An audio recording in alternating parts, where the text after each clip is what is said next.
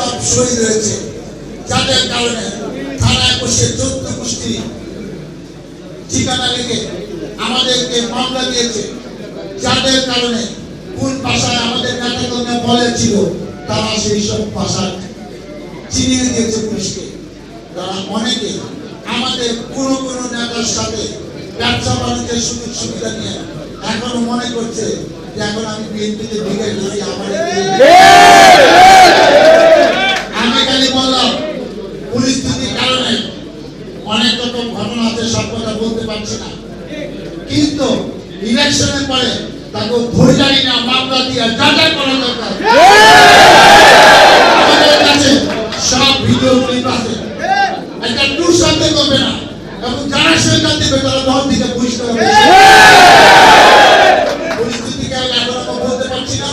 তোমাদের ব্যবসা বাণিজ্য টিকে রাখার জন্য আওয়ামী লীগের দোষকে তুমি শেষ করে দিবা। বিএনপি টাকা অনেক অনেক কিছু পায় না, সেই আওয়ামী লীগের উপর 100 টাকা পয়সা ভালোবাসা তাদের সব সম্পত্তি আমাদের অনেকে পায়রা দিচ্ছে। এটা হবে না, আমি দায়িত্ব নিলাম। ইলেকশনের পর আপনি বললেন ভাই আপনি বলছিলেন এখন আমরা ব্যবস্থা নিব, কি করা যায় বলেন।